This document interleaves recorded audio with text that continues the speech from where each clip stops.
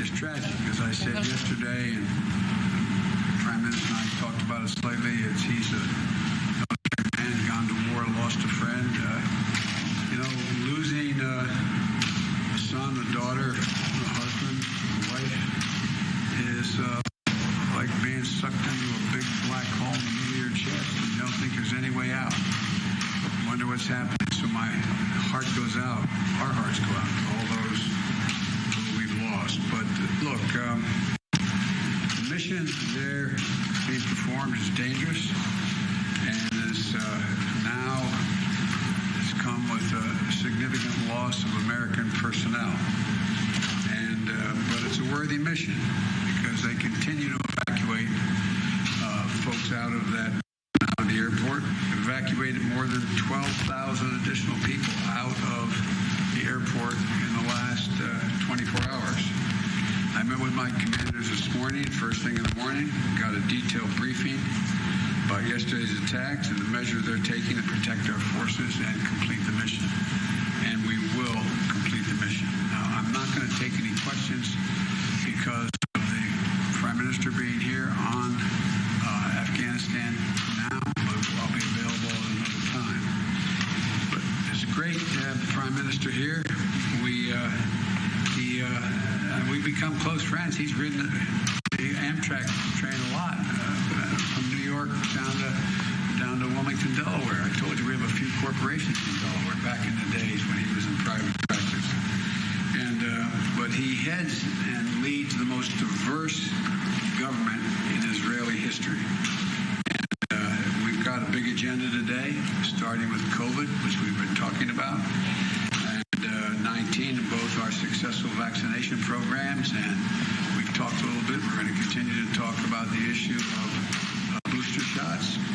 And you started your program a little early. It's met with great results. We're going to start mid-September, but we're considering the advice you've given that we should start earlier. And this is promising. These booster programs is going to here September the 20th, pending approval of the FDA and the CDC committee of outside experts. And the question raised is, should it be shorter than that? Should it be as little as 5 months? And that's being discussed. I spoke with Dr. Fauci this morning about that. We're also going to discuss Israel's unwavering commitment we have in the United States to Israel's security. And I fully support replenishing Israel's Iron Dome system. And we're also going to discuss the threat from Iran and our commitment to ensure Iran never develops a nuclear weapon. But we're putting diplomacy first and seeing where that takes us. But if diplomacy fails, we're ready to turn to other options. We'll support Israel's development, deeper ties as well with the Arab and Muslim neighbors and globally. That's a trend that I think should be encouraged, not discouraged, and we're going to do all we can to be value-added. We also are going to discuss ways to advance peace and security and prosperity for Israelis and Palestinians. And we're also going to direct our teams to work toward Israel fulfilling the requirements of the visa waiver program. Get that done. So, Mr. Prime Minister, I want to thank you again for coming. The U.S. will always be there for Israel. It's an unshakable partnership between our two nations. And as I have known every Israeli Prime Minister since Golda Meir, gotten to know them fairly well, and I look forward to establishing a strong personal relationship. So welcome.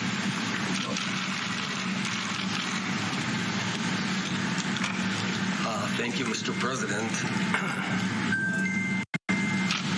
First of all, on behalf of the Israeli people, I want to extend our condolences and deep sadness for the loss of American lives in Kabul. The American service members lost their lives while on a mission to save other people's lives. And that's the very definition of courage and sacrifice. May they rest in peace. Especially on this day, I want to always stand stands together with the United States of America unequivocally. I also want to thank you for your warm words now and in our private meeting, which attest to your support of the State of Israel. But that's not new. It's been decades, and you've always stood up for us, especially during tough times. Like a few months ago when thousands of rockets were being shot on Israeli towns and cities. And that's when friendship is really tested. We trust in your support, Mr. President, and Israel knows that we have no better or more reliable ally in the world than the United States of America. I come here from Jerusalem, our eternal capital, and I bring with me a new spirit, a spirit of goodwill, a spirit of hope, a spirit of decency and honesty, a spirit of unity and bipartisanship of folks who, as we suggested, harbor very different political opinions, even opposing, yet we all share the deep passion to work together to build a better future for Israel. And that's what Israel is about. We're out to be good, to do good. But in our region, doing good is not enough.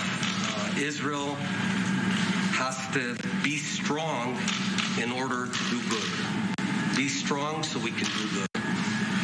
And we cannot lose sight for even one moment that we're in the toughest neighborhood in the world. We've got ISIS on our southern border, Hezbollah on our northern border, Islamic Jihad, Hamas, Iranian militias that surround us, and all of them want to kill us, kill Israelis. They all want to annihilate the Jewish state. And that's why Israel always has to be overwhelmingly stronger than any of our enemies, and indeed of all our enemies combined. And that's why I want to thank you, Mr. President, for helping yet again to fortify Israel's strategic advantage. Obviously, the main issue we're going to be talking about today here is Iran's race to a nuclear weapon. Talked about it inside the room, and I was happy to hear your clear words that Iran will never be able to acquire a nuclear weapon, and that you emphasized that you'll try the diplomatic route, but there's other options if that doesn't work out. So, you know, these very days illustrate what the world would look like if a radical Islamic regime acquired a nuclear weapon. That marriage would be a nuclear nightmare for the entire world. Iran is the world's #1 exporter of terror, instability, and human rights violations. And as we sit here right now, the Iranians are spinning their centrifuges in Natanz and Fordow. And we got to stop it. And we both agree. So we've developed a comprehensive strategy that we're going to be talking about with two goals. The first goal is to stop Iran on its regional aggression and start rolling him back into the box. And the second is to permanently keep Iran away from ever being able to break out a nuclear weapon. As I told you, Mr. President, Israel never had and never will ask America to send troops to defend ourselves. That's our job. We will never outsource our security. It's our responsibility to take care of our fate. But we do thank you for the tools and the back you've been giving us and you're giving us. As you said, we're also going to be talking about COVID and the Delta variant, which is wreaking havoc across the world. You were the first to call the pandemic of the unvaccinated, and that could not be more true. Just about a month ago, I took a very tough policy decision, that Israel would pioneer the booster shot, the third shot. I can report to you, Mr. President, to everyone that we've reached almost 3 million Israelis that have received the booster shot. And the bottom line is it's safe and it works. The good news, finally, is that the tide is turning in Israel. And one last word, Mr. President. I'll take this off for this part, if I may. You're a man of faith, as am I. In synagogues across the world, we read a biblical portion beyond the Parsha. It's called the Haftarah. And tomorrow we're going to be reading words of the prophet Isaiah, Yeshayahu. In Hebrew, the words are, Se'i saviv enayich ure'i, kulam nikbetzu uva'u lach, banayich merachok yavo, uvnotayich al tzad te'ah. What this means, I can say anything now, right? What this means is the sons and daughters of the Jewish people are going to come back to our land, are going to nurse our ancient land and rebuild it.